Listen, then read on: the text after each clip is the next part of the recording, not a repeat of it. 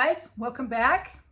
Today I want to talk mostly to beginning preppers, those who maybe in the past haven't really felt a need to gather extra food into their homes, but while watching the news and current events in our world today, maybe you've seen these things and you've gone to the store and you know that there are food shortages. You're also seeing prices inflate very quickly, and you're thinking to yourself that maybe you do need to do something to prepare for your family, to help your family have a little bit of extra food on hand. So I want to talk to you today. I went into my pantry just now with a big basket, and I just randomly went shopping through my shelves, and I picked up, I think I have 5 meals here that would be good for beginning prepping. Most of us cannot just afford to go out and buy 6 months worth of food and supplies. Most of us also don't have any place to put that 6 months worth of food and supplies right offhand, And I'm one of those people. I live in I think it's a small house. It's 1,100 and something square foot. We have 3 bedrooms and 1 bath. Ranch style home. I do not have a basement. So my spare bedroom is my prepping pantry right now. But when I started prepping over 20 years ago, I had a long flat Rubbermaid tote that would slide under my bed. And that's where I started, was with under the bed space. Then I was able to clean out a few closets and find a few empty shelves that I was able to use to put my prepping items on. I also, because my items are so scattered, more so then than now, I developed a card system, a little index card and a little index box, to keep the index cards in. And I would label that container number 1, and then I would have a corresponding card in my index file with the number 1 on it and the location. Where is box number 1? It's in this closet on the second shelf, and then what's in box number 1. So if I was looking for an item, I didn't have to go tearing all through my house I could just get my index card file and go through and find what box that item was in and where it was located and go right to it.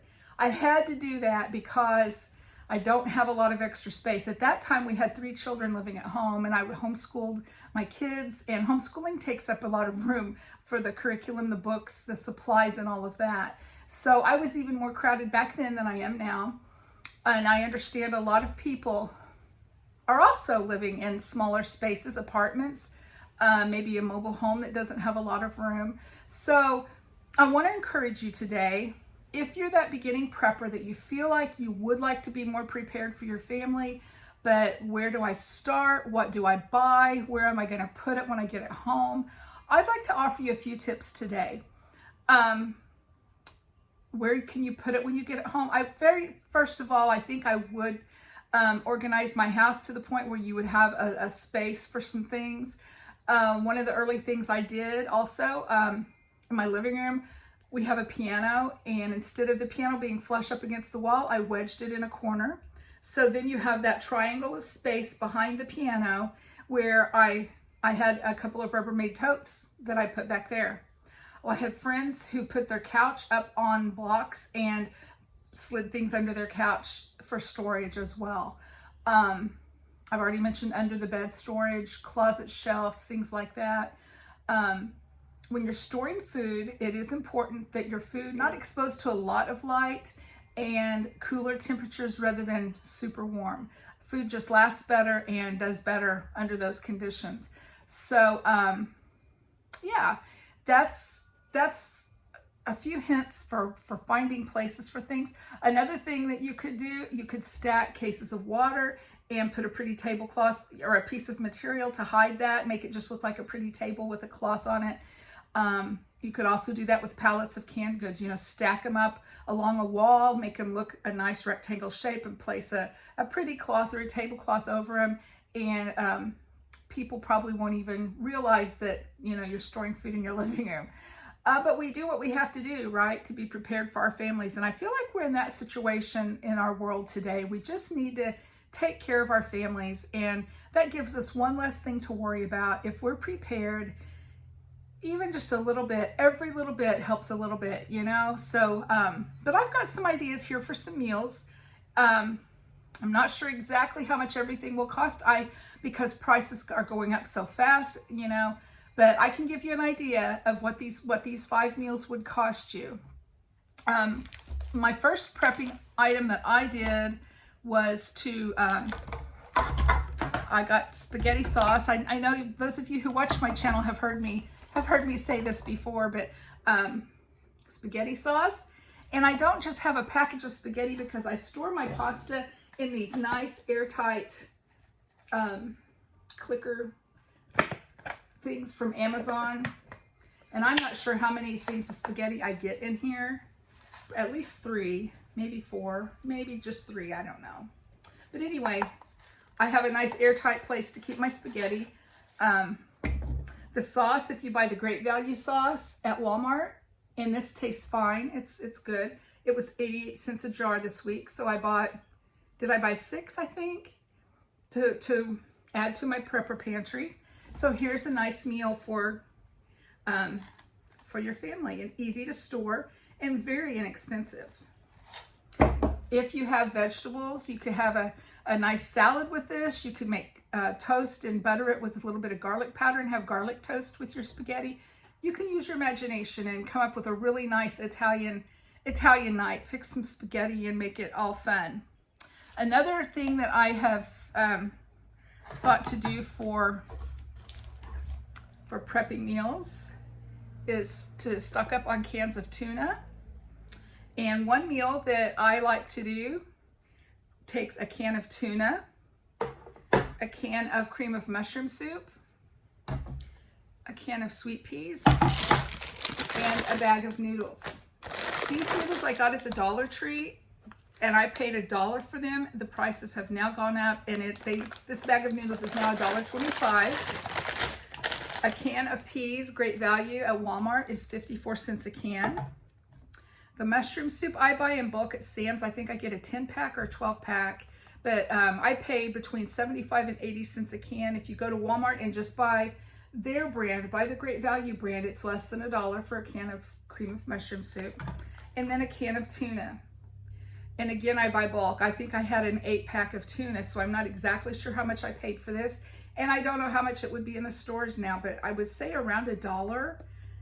And I'm embarrassed because you might go to, and it might be way higher than that right now, but so I can't tell you a for sure price on the tuna. Anyway, these items put together would make a nice tuna noodle casserole. You've got a vegetable, you've got your tuna, which is very healthy, carbs, which is very filling, and there's a nice meal also.